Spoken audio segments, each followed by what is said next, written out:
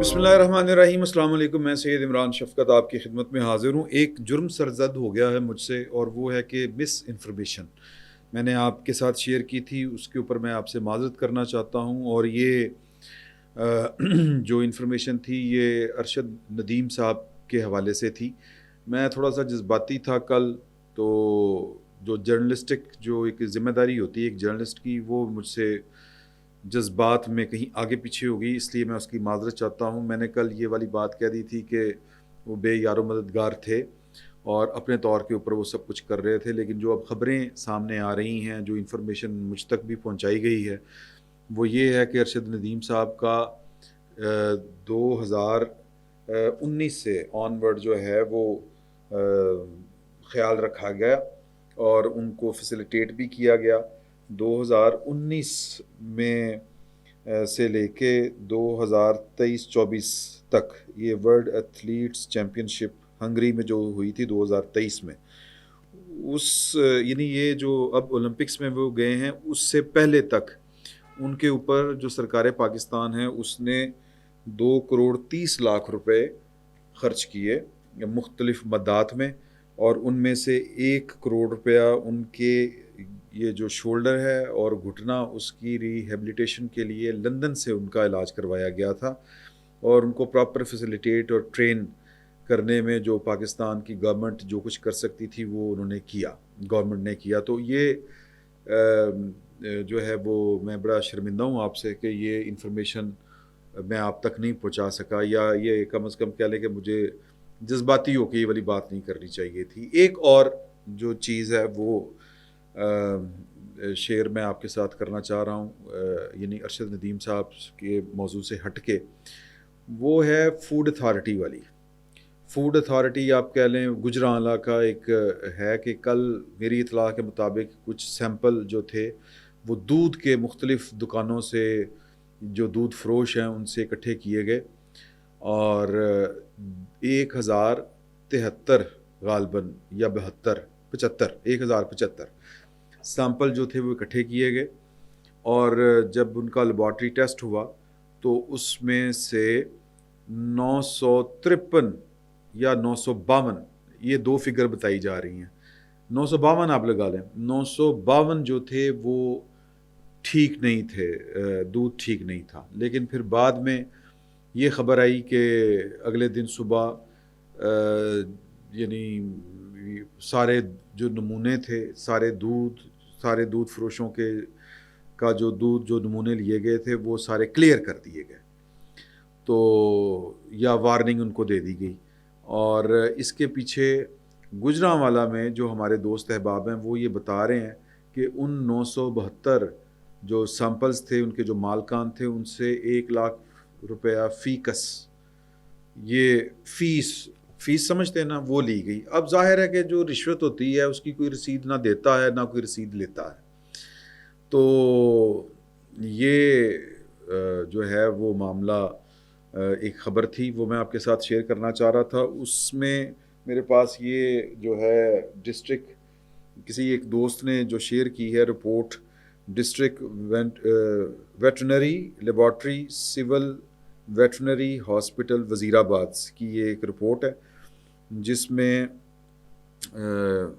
دودھ یہ تقریباً 8 جو میرے پاس آئے ہیں، 8 نمونوں کی ایک رپورٹ ہے، جس میں پمی ملک شاپ، اختر ملک شاپ، فرحان ملک شاپ، مدنی ملک شاپ، بخاری ملک شاپ، گجر ملک شاپ، عقیل ملک شاپ اور ملک شاپ نیئر سٹی پارک، اور یہ گلی گرو کھوٹا کا ہے،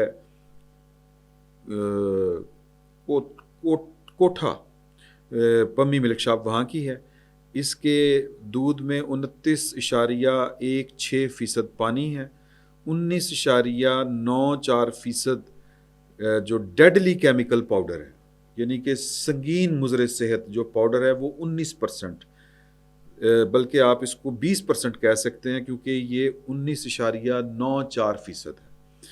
اچھا، پھر جو اختر ملک شاپ ہے مین بازار یہ جو ہے وہاں کی ہے، اس میں پانی شامل ہے 21.66، یعنی کہ کیا اس کو کہیں گے 21.66%. اور اس میں جو ڈیڈلی کیمیکل پاؤڈر شامل ہے یا کیمیکل شامل ہے وہ ہے 18%.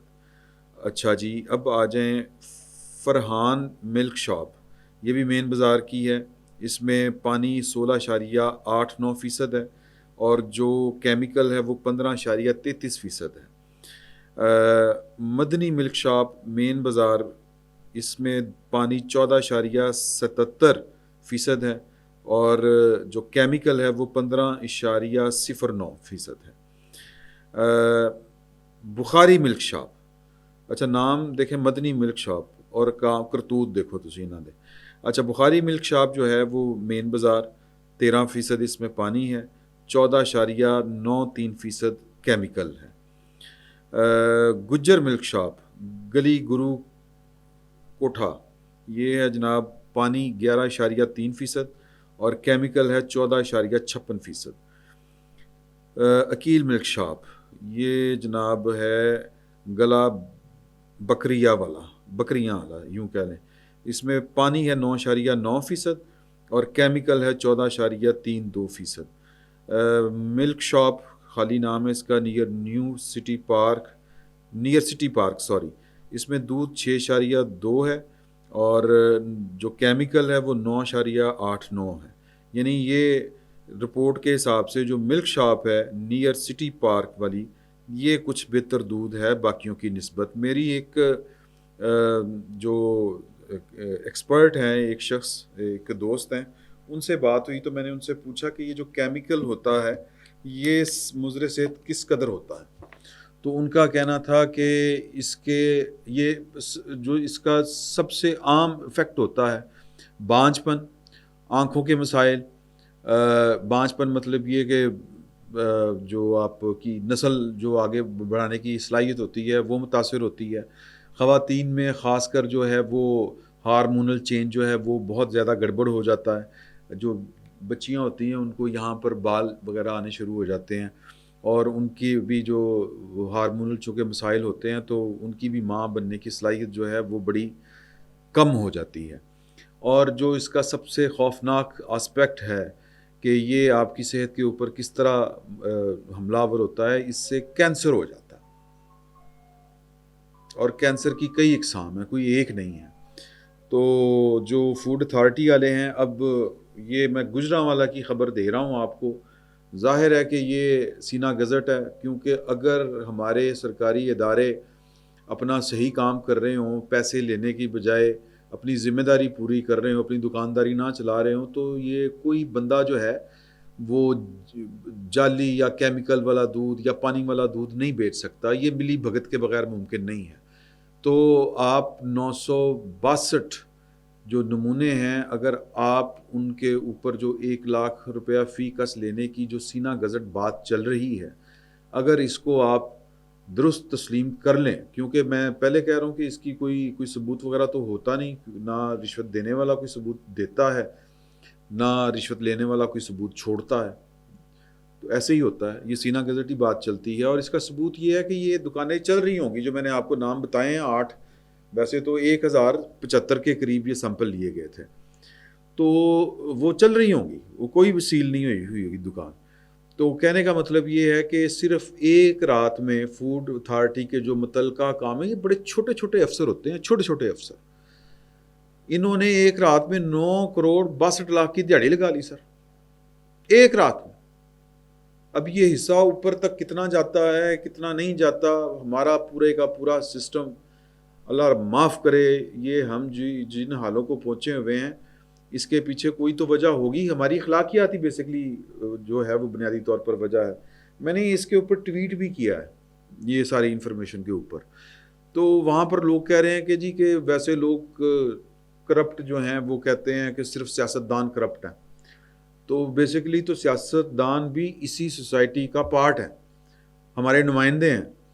تو جس طرح کے ہم ہیں اسی طرح کے یہ ہیں. پاکستان کی جو رولنگ ایلیٹ ہے یہ ذمہ داریاں ان کی ہیں. میں یہ اگین کہ کوئی وہ لیکچر بازی نہیں کرنا چاہتا. اگر پاکستان کی رولنگ ایلیٹ طے کر لے ہم نے اس ملک کے معاملات کو ٹھیک کرنا ہے تو یہ دنوں کا کام ہے.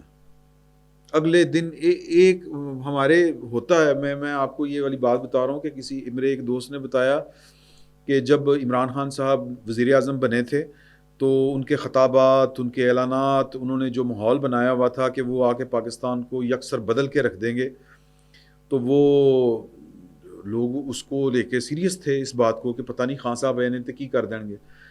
تو وہ کہتے ہیں کہ جی کہ ان کی جو بہن ہے وہ سرکاری ہاسپٹل میں ڈاکٹر تھی، تو وہ ڈاکٹر بتاتی ہیں کہ ایک ہفتہ پورا ہر بندہ پنکچل ہو گیا تھا کہ ڈاکٹر جو ہیں وہ بغیر کسی کے کہے کہ پتہ نہیں کی ہو جانا پاکستان چیزاں ٹھیک تو نہیں کدھر ہونے جا رہی ہیں، تو ہم انسان بن جائیں، یعنی کہ صبح ٹائمنگ، غیر حاضری کوئی نہیں، پوری ڈیوٹی دینی. ایک ہفتہ انہوں نے انتظار کیا، اس کے بعد انہوں نے دیکھا کہ نہیں پاکستان تو انجدہ انجی ہے ماشاء اللہ، تو پھر وہ سارے کے سارے اسی ڈگر کے اوپر آ گئے. تو اگر کوئی ٹھیک کرنے والا ہو تو یہ دنوں کی بات ہوتی ہے. تو میں اس پر جو ہے وہ لیکچر بازی نہیں چاہتا کرنی، میں صرف آپ کو یہ بتانا چاہتا ہوں کہ یہ ایک بہت چھوٹی سی مثال تھی، بہت چھوٹا سا ایک واقعہ جو یہ بتاتا ہے کہ ہم کن حالات میں کھڑے ہیں اور ہماری جو سسٹم ہے، ہمارا ریاستی نظام ہے، وہ کس طرح سے چل رہا ہے. جب ہم چھوٹے ہوتے تھے نا تو بازار میں وہ جو ہوتے ہیں نا وٹے، ہم ان کو کہا کرتے تھے، یہ جو تولنے والے جو پیمانے ہوتے ہیں، تکڑیاں، پیمانے، ترازو اور جو وزن والے جو وٹے ہوتے تھے وہ پاس ہوتے تھے. سرکاری ملازم آپ کے چھاپے مارتے تھے، تو کوئی سسٹم تھا. اب میں نے کبھی کسی سے نہیں سنا کہ کسی کا آ کے کسی سرکاری ادارے نے پیمانہ چیک کیا ہو. ہر بندہ کیونکہ سرکاری ملازم ہونے کا مطلب یہ ہے کہ آپ نے اپنا مستقبل سکیور کر لیا. اب آپ کی حاضہ من فضل ربی، نعوذ باللہ من ذالک، کہاں کی بات میں کہاں پہ جوڑ رہا ہوں، یہ ہمارے ہاں مقولہ مشہور ہو چکا ہوا ہے کہ سرکاری ملازم جو ہے وہ کہتا ہے کہ تنخواہ تو میری اینی ہے لیکن حاضہ من فضل ربی بہت ہے. تو سسٹم برباد ہے. امید ہے کہ جو وزیر اعلیٰ پنجاب ہیں وہ اس پر ذرا نوٹس لیں گی. ان چیزوں کا چھوٹی چھوٹی چیزیں ہیں، یہ گورننس کے لیے یہی ضروری ہیں اور اسی سے ہی کام سیدھے ہوتے ہیں. کچھ دوست جو ہیں وہ شیئر کر رہے ہیں کہ سوابی اور کے پی کے میں بھی یہی صورتحال ہے. سر ہر جگہ پر یہی صورتحال ہے، کیونکہ ہم جن حالات میں پہنچے ہوئے ہیں یہاں پر جان بچانے والی ادویات بھی جعلی ہوتی ہیں، پیچھے کی گل رہ گئی. تو آج کا ولاگ بغیر کسی سیاسی نقطے کے اور سیاسی ایشو کے اوپر، میں صرف میرے دل پہ بوجھ بھی تھا، وہ آپ سے معذرت بھی کرنی تھی، اور دوسرا یہ والا جو واقعہ تھا کہ ایک چھوٹا سا شہر پاکستان کا اور ایک رات میں ایک چھوٹے سے محکمے نے 9 کروڑ رپورٹڈلی 9 کروڑ 62 لاکھ کی دیہڑی لگا دی. باقی اس ملک کے بڑے بڑے مسائل ہیں، اگلے ولاگ میں ذکر کریں گے کہ چیف جسٹس آف پاکستان پوچھ رہے ہیں کہ کیا یہ ملک جرنیلوں اور بیوروکریٹس کے لیے بنا ہوا ہے. وہ کیوں کہہ رہے ہیں؟